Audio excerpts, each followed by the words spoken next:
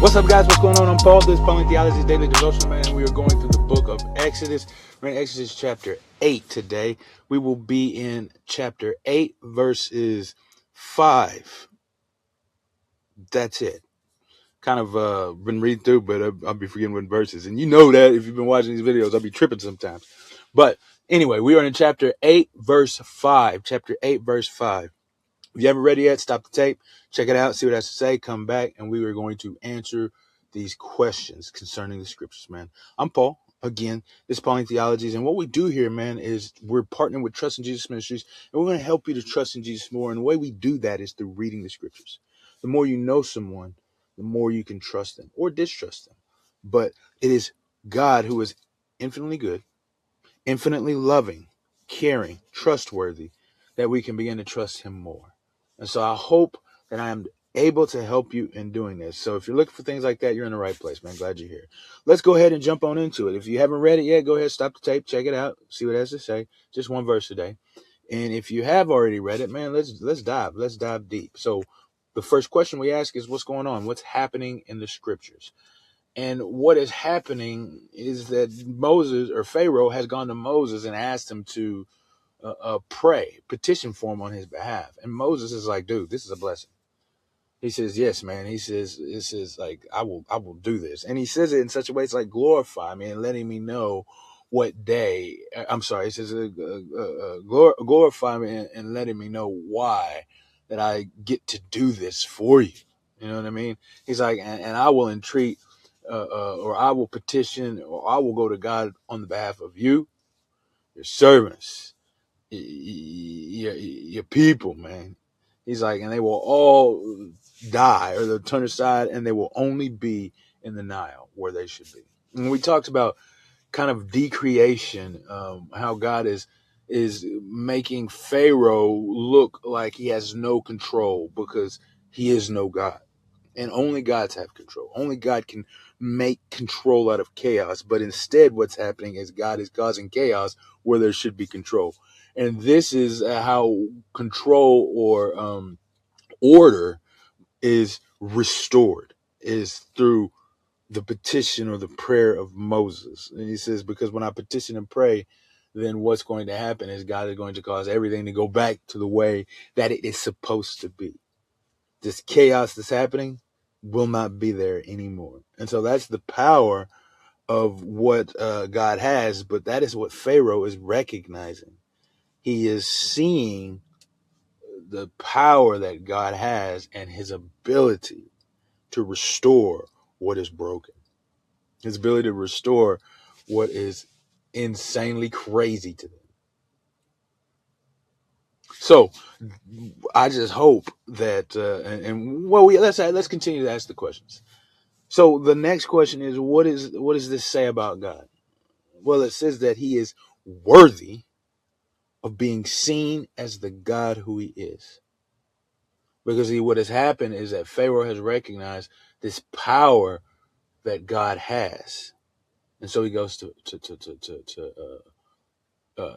to Moses and Aaron to seek him. Okay? Recognizing the power that God has. He has power. What does this say about man? I think, again, what it is saying that we need to be ready. I think in the last episode we talked about preparing ourselves and putting ourselves out there in such a way that people can come to us when they're seeking God, when they're seeking out Yahweh. And so that's what we need to do. I think as Christians, that's what we need to do. But there's a way in which we should do that. You see, whenever Moses speaks with Pharaoh, he's like, man, honor me, dude. Or this is an honor to me, is what he's saying when he's speaking with Pharaoh. As Pharaoh says, man, come to me. And he's like, go to your God and ask them to do these things. And Moses is not like, I told you so, bro. Yeah, you should have listened to me, dog.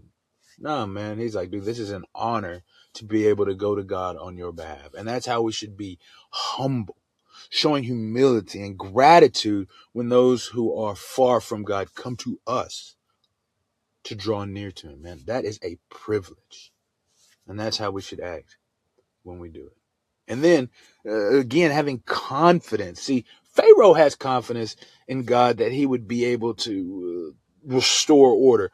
But Moses has confidence because this is a situation God has not gone to him and told him the circumstance behind it. But but Moses has confidence in Yahweh. Has confidence in Yahweh. He sees some kind of turning in the heart of Pharaoh. And so he knows that Yahweh is going to use that. And so he trusts in the purposes of God, which are these strikes that he is putting on him. And so we also, as Christians, should be trusting, knowing that if we do go to the Father and it is in his will, that he will accomplish that goal. Let's have confidence, man. So let's move into how we can apply these truths to our lives. Let's have confidence in the power of God. Let's have confidence in prayer. Let's have confidence and trust in Yahweh who saves and will continue to save. Let's have confidence, guys. Let's get it in that manner that we know that we as a people of God can serve those who seek to draw near and petition for them. Man, there was a time, there's been some miracles going on in the lives around me, man. And we have been praying and God has answered those prayers. And so let's have confidence that we can go to God and answer those prayers. Whether it be, it's funny because I just keep thinking about a friend and her husband that drawing even closer and closer to Yahweh. And because of prayer and her commitment to prayer and to him, and it's a beautiful thing, man. It's a beautiful thing. So don't miss out. Don't miss out. Continue to pray, petition, and when they call to be drawn near them, man, be excited about it. Be excited about it.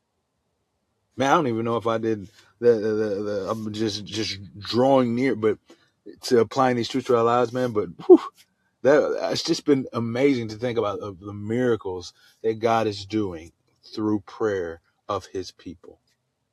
So let's get to praying, guys. If I haven't talked about what there is to do, because sometimes I just go on, I want to establish right now in your hearts the power of prayer. So pray. When people come to you, be ready to pray. Be ready for people to come to you. And that's by acting right, reading, studying, having that relationship with Yahweh ourselves. But let's get to praying. Hey, I appreciate you guys for listening. And I pray that you would pray for the glory of God to be shown in your life and displayed, or shown to others and displayed in your life.